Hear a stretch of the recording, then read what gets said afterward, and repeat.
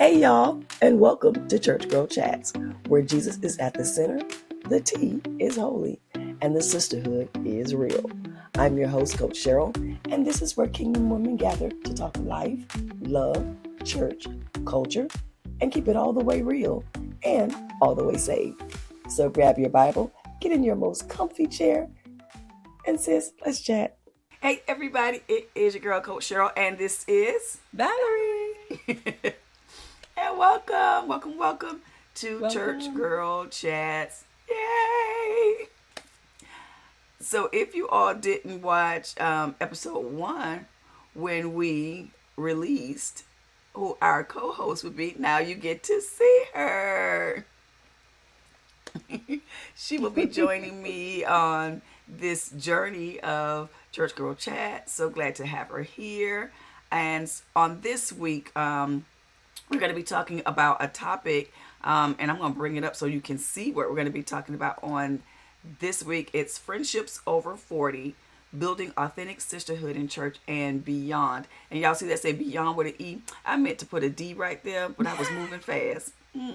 Take all mistakes for love. Take all mistakes for love. I'm just noticing it. But anywho, we're going to be doing this over 2 episodes because there's so much rich content that we wanted to talk about. And I think it's such a really, really important topic.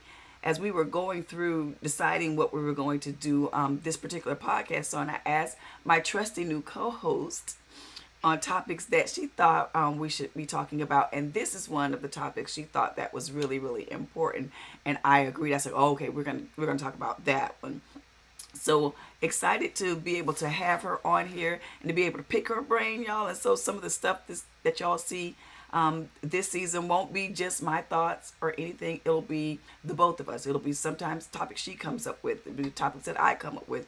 It'll be topics that we come up with together. So if you have not already subscribed to the podcast, what are you waiting on?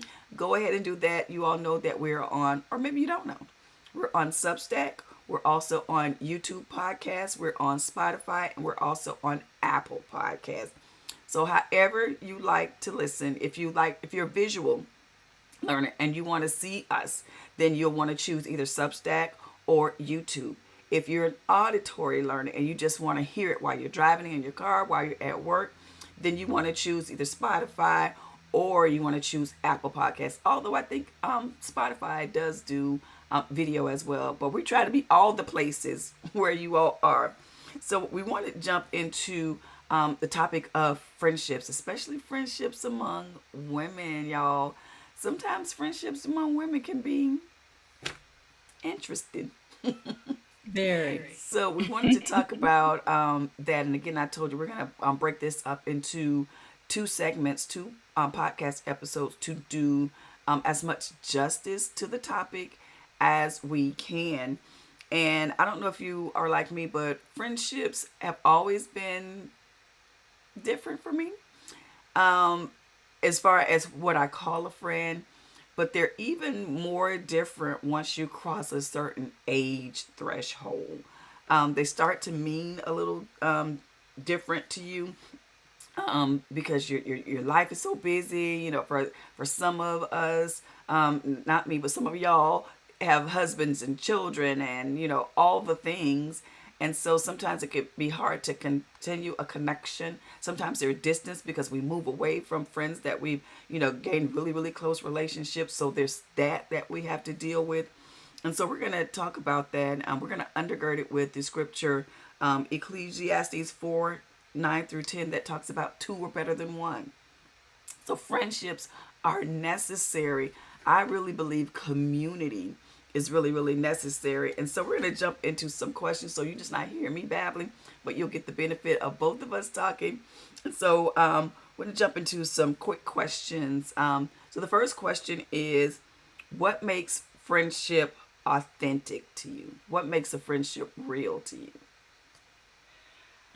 That's a real good question. And for me, what makes a friendship authentic is when I can be transparent, when I can be vulnerable with someone and not have to worry about one hearing it again. Mm-hmm. from from others. Let me others. Let me say say that. that I I might hear might it hear from from that that individual, but individual, but hearing it hearing it again again from from others. others. When When I I can can just just be be myself, myself, be be who I who I am with am with all of all of my my quirks, quirks, everything that everything that people people think think are are different, different, but but that that person person values values that that difference in difference in me. me. So So when I when I encounter encounter someone someone that that just just loves loves me me for for who I who I am am and not and not necessarily necessarily for for what what they they can can gain gain from from being a being a friend to friend to me, me, that is that what is I what I consider consider an an authentic authentic friendship. friendship. Someone Someone that that also also adds adds value value to my to my life life as as well well as as me me being being able to able to offer offer value to value to them. them. And it's And it's just just not not a a one way one way street. street. Sometimes you Sometimes you encounter encounter friendships friendships where where it's it's one one sided, sided, where where either Mm-hmm. you're you're doing all doing the all the giving giving or or they're they're doing doing all the all the giving. giving.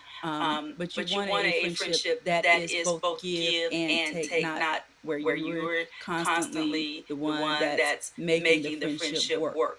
That That is what is I what I consider consider an an authentic authentic friendship. friendship. I love that too, and I can resonate with so much of that. Um, Especially the older I get. I know when I was younger, everybody was a friend. I would call everybody a friend. Oh, that's girl, that's my Right. friend so and so. That's my friend so and so. But the older I got, the less I start using that word because I realized that friendship meant something different to me.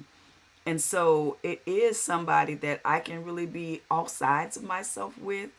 Hmm. What I have learned and I'm still learning is that some people appreciate parts of me, but not all of me. And Right. so it was almost like I'm segmenting myself. I'm giving you the parts that you're comfortable with.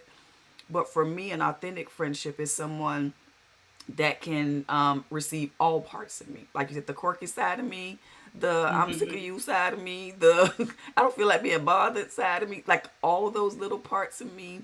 But they don't judge me or they don't demean me or they don't belittle those parts of me. They just see that as just a part of being human. That everybody has uh, different facets and everybody is multifaceted.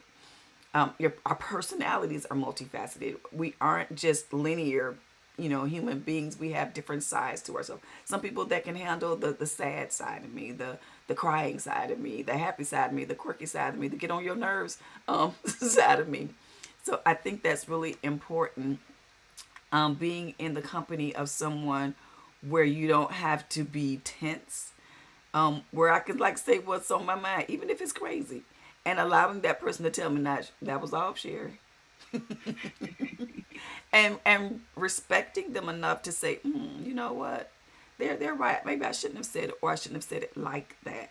So for me, that's authentic friendship too. Is somebody that you can really be yourself with. You know, they have that woosah moment. You know, I remember and this was about romantic relationships, but y'all remember Waiting to Exhale, where the protagonist in that movie was like she was just waiting to be with this particular man where she could just whew, exhale, let her guard down.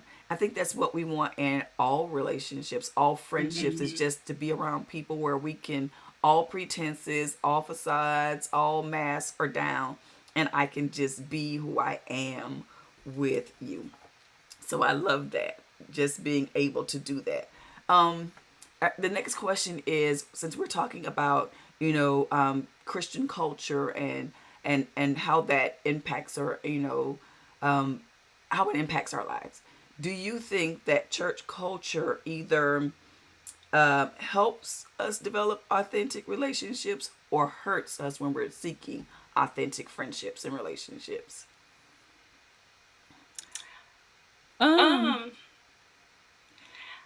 I'm on I'm the on the fence fence with with the the phrasing phrasing of of that that particular particular question. question. Okay. Um, I I think think sometimes sometimes being a being a Christian Christian can can skew skew Mm-hmm. um, um, authentic authentic friendship, friendship because because sometimes sometimes the the Christian Christian in in us us makes makes us us feel feel that we that we might might be be better better than than others others or or more more righteous righteous than than Mm-hmm. others, others, and and it it actually actually shows, it shows, it comes comes off off that that way. way. So Right. then So it then it leaves leaves the the person on person the on the other other end end less less trusting. trusting of us. Now, if we have come to a place of maturity in our walk and in our relationship with God, then yes, it can be a benefit because we learn to be open and embrace people where they are in the state that they are for who that they are. So it can be a benefit once we have reached spiritual maturity. However, if we are a little bit immature as a Christian, it can be a little off-putting to the other person that you're trying to befriend. So that's my answer. I know it might be a little That's not my answer. heartfelt. I'm sticking with it. I'm sticking with But it. and I think I understand what you're talking about, especially in church culture. Sometimes people feel the need to wear a mask because we are Christians and because we're supposed to think a certain way, because we're supposed to behave a certain way, that sometimes people don't show up authentically for Mhm, fear of being judged. So if I mhm. have especially a new friendship with a person from church, then I'm gonna maybe show up in a different way. I'm gonna show up how I think you expect me to show up, and not how I Right. actually am or for who I am. And like you said, if we aren't spiritually and emotionally mature, shameless plug for, and this is not even my study. Our church went through a study called emotionally healthy spirituality. But if we haven't become emotionally and spiritually mature, I think we can have unrealistic expectations of people. We're expecting people to be Christ, and they're people. Right. That means that they're going to have flaws and faults and failures, and we're going to have disagreements, and we're not going to, some days we might not like each other as much as other days. And so I think sometimes the church culture, depending, I will say some church cultures, because I don't want y'all going off on us, but some church cultures make you feel like you have to be perfect, and you can't be real, that you can't have struggles with different things, that your behavior has to be pristine. And so sometimes that's how we show up in our friendships, instead of showing up as becoming who God called us to be. That I may have some flaws and faults and failures and shortcomings that I'm working on, but can I show that to you without you judging me? Can I show up as who I really am in this friendship without being judged for it? So I think in spiritual mature churches, it can be of a help. But in spiritually, or let me say emotionally mature churches, instead of spiritually Yes. mature, in emotionally mature churches and friendships, it can help. But for what I've seen in many churches, I don't think that are very emotionally mature. I think sometimes it can hurt, because you don't really get to know a person, and if the person is not really being truly who they are, you get to know Mhm. who they want you to believe they are. As we are seeing in this current climate, that yeah, things aren't as they seem. But if we had a culture where you could be who you are on the road to becoming who God has called you to be, I think we could navigate friendships a lot better if we were allowed to be, like what we said, authentic and vulnerable and real. Like for real, like this Yes. is me for real. Like it or not, this is who I am. So thank you for bringing that out, that there are spaces where you can be, and where the church, it can really be a benefit. But there are some places I think church needs to grow Right. as we try to embrace community, fellowship, and friendships. Okay, let's go to our last question in this particular segment. It says, what has been your personal experience navigating friendships in your 40s? My personal experience navigating friendships in my 40s, 50s, and 60s, because I'm past the 40 stage. Um, in my 40s, what I learned was I was still trying to figure out who I really was Mm-hmm. and who I felt were my people. And when I say my people is who are the people that I feel that I can trust with my authentic self. And a part of that meant testing a few people, Okay. um, to see if I gave you a little information that I felt was intimate or personal, to see how you handle that information and see how, it came back to me, or if it came back to me, or if you try to actually be a salve to me for whatever that situation was. Then I made some decisions, and I kind of felt through the situation and said, hey, this person genuinely cares about me. They care about the space that I'm in. This is somebody that I feel like I can continue to foster a friendship with. But if it came back to me, or I felt like I was being used, then that was probably somebody I decided that this is somebody that I can call an acquaintance, but this is not somebody that I want to really foster a real serious, intimate relationship with. And there are people that I had in that place that I thought I can consider friends, and I started to realize that I was there for them, but they were not there for me.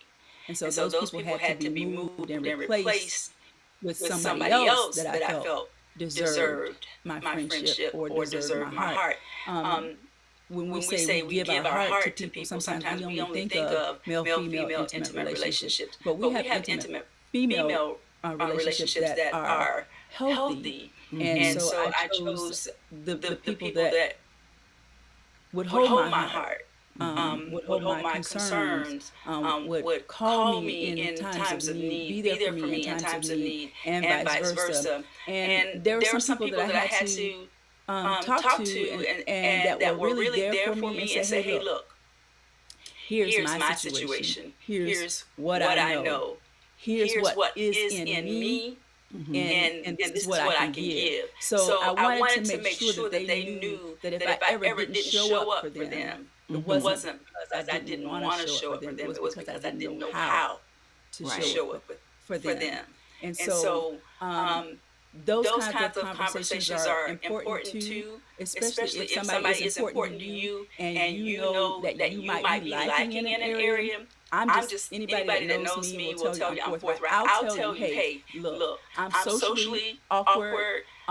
So sometimes if you put me in a situation and I'm in front of a bunch of people, I'm probably gonna go quiet on you. I'm not gonna have a whole lot to say because that's just who I am. So I wanted them to know where I fall short, so that if I'm ever in a situation with them, and I don't, act with the big crowd like I act with them one on one, they already know the situation. So, and having those types of conversations with people that you want to be friends with, or somebody you feel like is going to be in your life forever, is necessary, because you have to build on that relationship. And I mention that because sometimes we talk about the positive sides of being friendship. Sometimes you have to actually just be open with people and tell them where you are, so they're not blindsided when you don't show up when they need you, or vice versa. They don't show up when you need them, but they know that it is not a one-sided relationship, that you will be there for them in every situation that you are able or have the capacity to be there for them. And so that is important to me, to make sure that friendships are vetted. You have to. That's part of vetting out a friendship. And I have some friends that I call on, and I'll reach out to when I might need a laugh. These are the people that make me smile. These are the people that no matter what I'm going through, if I'm going through, they know how to say something to pick me up. Then there's those people that are the ones that will help me through a heavy situation, and not necessarily make me laugh, but just be there. And so those are some of the things that I have experienced as I am still navigating relationships after 40. And God has been really faithful and really good to me to be able to bless me with some really good friends. And sometimes we can go months without talking. But Hmm. if they call me, we start talking like we've been talking all along, Yeah. like nothing has ever happened. So I'm grateful that the relationships that I have are with people that understand. We don't have to talk every day, but if Hmm. I need you, I know you're going to be there for me. Vice versa. That if you need me, I will be there for you. And so I'm just happy about that. And so that's some of the things that I have experienced with navigating my relationships after 40, um, and still learning, and still trying to be open for whoever God may bring into my life as a friend moving forward. So yeah. I have a quick question. You mentioned that you had that at certain points in friendships that you would quote unquote test the friendship. I was curious when you said that. Was there something in particular that made you that they said or did that made you want to test the friendship, or is this something that you just naturally do to every new friendship? Well, I am a person that I do a lot of thinking, probably more thinking than I should. But I'm always thinking for whatever reason. That's just my makeup, and I really just can't change it. And I'm trying to find the proper term. Um, internalize. I Okay. internalize a lot. And Hmm. so whenever I go through something in life, whenever something happens or something is said, I might not necessarily respond immediately, but you can believe I'm turning it over and over and over and over in my mind, trying to figure out what was meant by what was said or what was meant by what was done. Hmm. And if it doesn't sit well with me after internalizing, sometimes I'm able to just say, well, just let it go.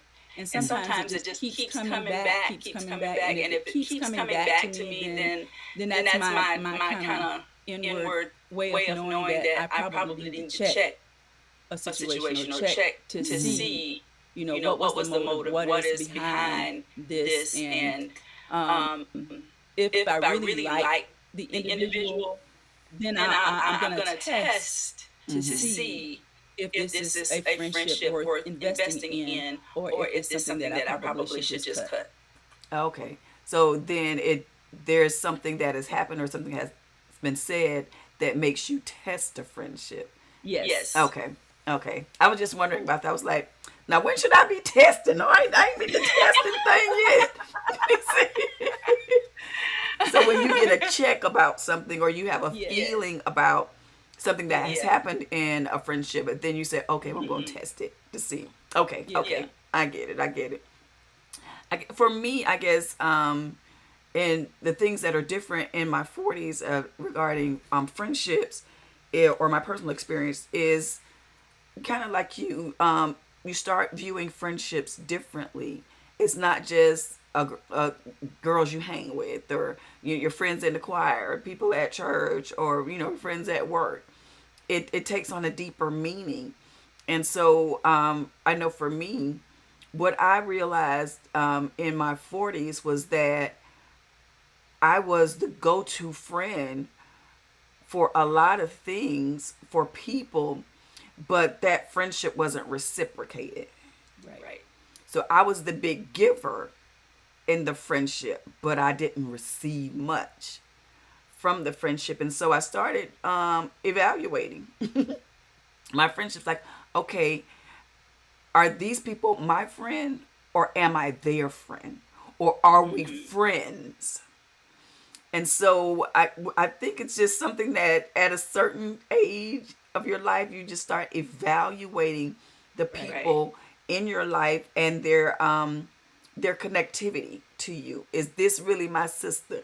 You know, or when we were in Texas, we learned that everybody was having the phrase "sissy." Is this really my sissy, or is this just somebody that I know that I enjoy hanging out with? That's fun.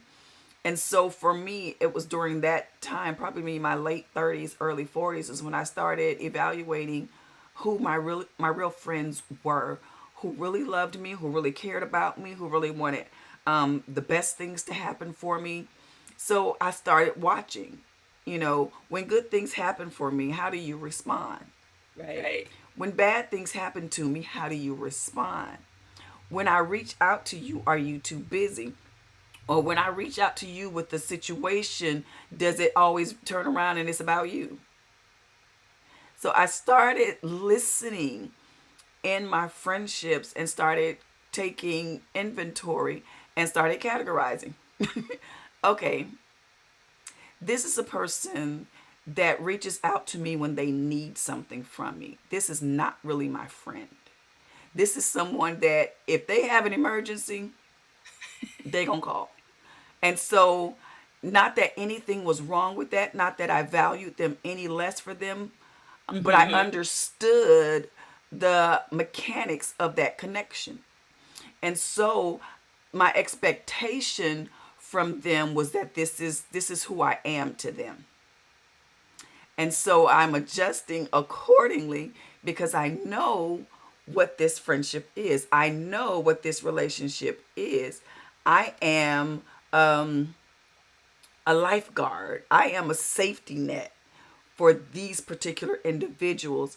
And so it helped me guard my heart so that my expectation would not be that there will be reciprocal value from that friendship or that connection was important, and that God had placed me in their life, that when they had an emergency, I was the person that they could call on, and I would be there with love, love them to pieces, but know what to expect from them.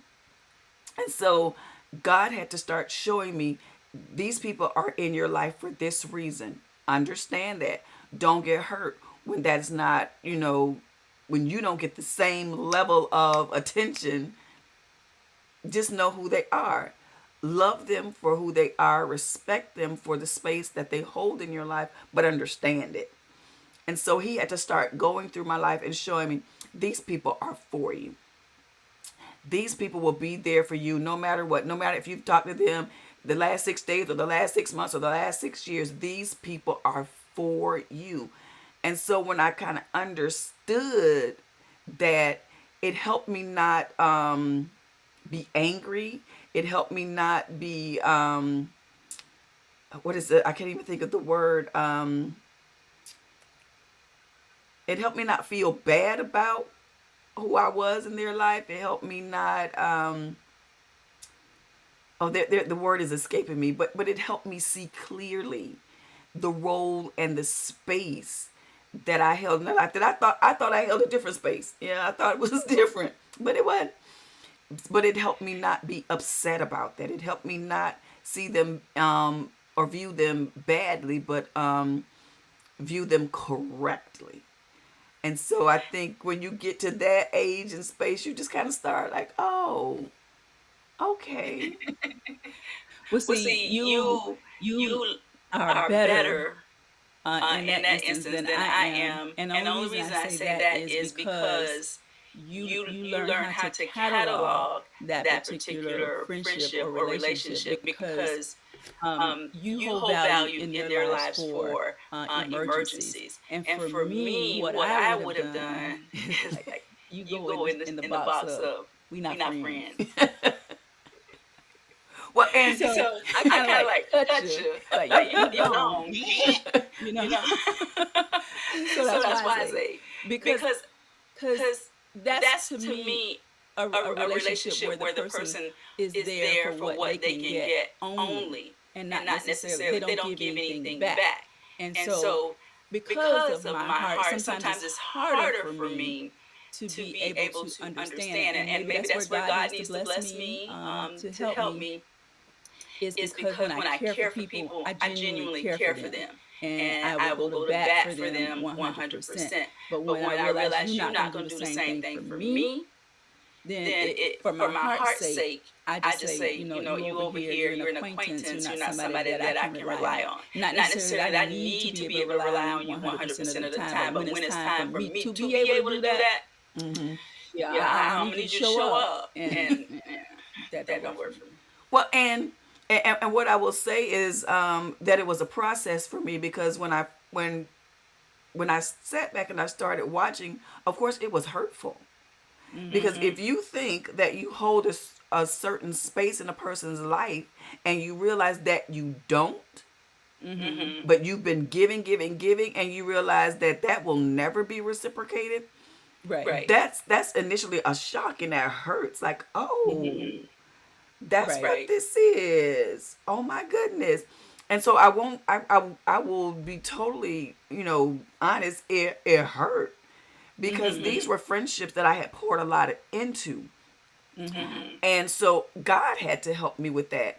And he had to tell me, Cheryl, there are going to be people who I place you in their life that is going to be your role in their life. Period. That you are going to be there for them. Don't expect them to be there for you.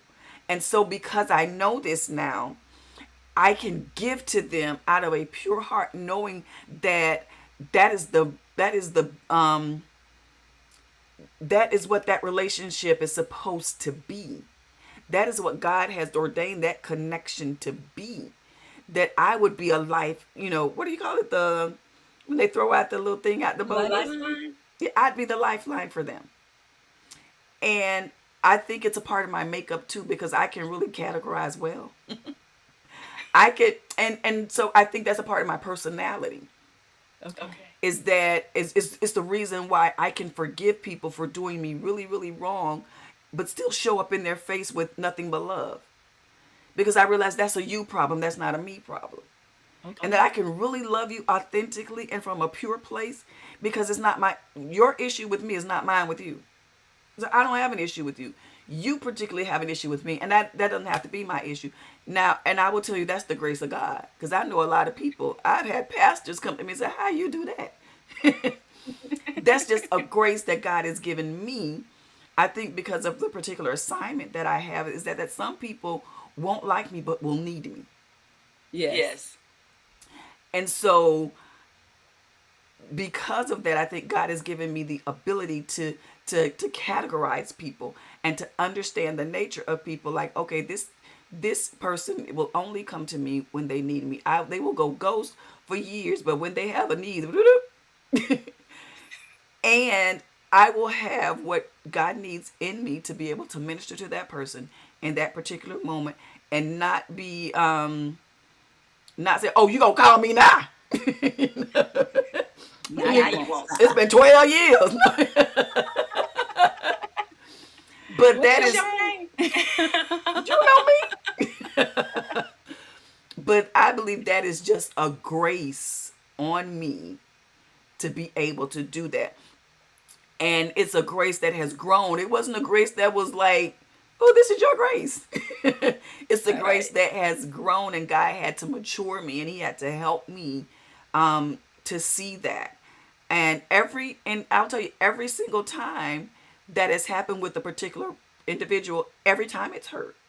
And every time God's had to walk me through the process. This is who they are. This is who I've, ordained them to be in your life. Okay. And so accept that, change your expectation of what you'll receive from that. What I've given you to pour is not what you'll receive from them. But although you won't receive it from them, I have someone over here who you will receive it from.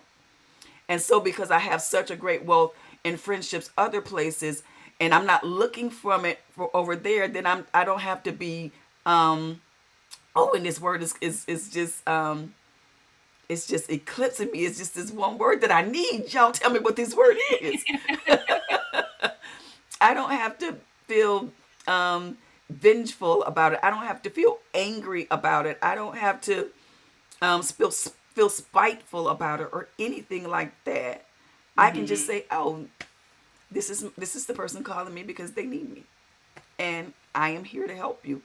But I don't expect that reciprocated. I have friends over here that fulfill that for me. And so I think that's why we have to be open to levels of friendships or levels of acquaintanceships and levels and I will say this for the caveat for people that may be listening and be like, girl, I don't know what you're talking about. That every person won't be a friend that is in your life, but they can still have connection with you without being your friend. Right. They can have authentic, pure connection with you without being your friend. And that's something that God had to teach me. Every person that I connect you with won't won't hold that sacred space of friend, but you can still Mhm. have a connection with them. You can still love them purely without them, and you don't have to be mad that they ain't your friend. So, Well, I still have a little bit of maturing to do, so in that area, and I'm gonna work on that. well, and I don't even think, and here's the truth, I don't even think that that's something um, that everybody will have to deal with. That's just something particular for me. And so I think we have to give people grace to be who they are, and that if that's not something that God is requiring of you, don't accept it. I'm for real, don't even, because there are graces that other people have in their life that I don't have and I ain't even looking for. Okay. So I Thank mean, you. y'all, you release yourself. If that's not something, that's not something that God is required of you. I don't think so. And then there are things that God is requiring of you in friendship that He doesn't require of me. Right. And so I think we got to give each other um, Space. space to operate on your level of capacity, and not even Yeah. your level of capacity, your level of grace, what God has called you to Mhm. do and to be in friendships for other people, because people can they can straight drain you. Absolutely. And there have been times where I have had to actually go ghost for some of them. Like, I don't have the capacity today. Yeah. I don't. I need all capacity for me today. For whatever, because there have been seasons that I've been going through a lot of things, and some of those same people would reach out to me, but I didn't have the grace for it then. I'm like, Mhm. it's not today, maybe next week. But I need all my facilities for me today. Right. Well, and I'm looking at our time and I see we have really gone through our time. But I want you all, if you have enjoyed this, if you gained wisdom from this, insight from this, a few laughs from this, let us know in the comments. Shoot us an email to let us know that you've been enjoying our new season 2. But I want you to stay tuned for part 2 of this conversation, because y'all can tell we got a whole lot more to cover in this particular conversation. So when we come back on our second part 2 of this, we're going to talk about how do you handle conflict in friendships. Do you just deuce up and be out? Or do you work through it? And if you think that this is a friendship that's worth, fighting for, how do you fight? Both of you, how do you fight for that friendship? So we're excited to talk about that in episode 2, and we'll look to see you all then.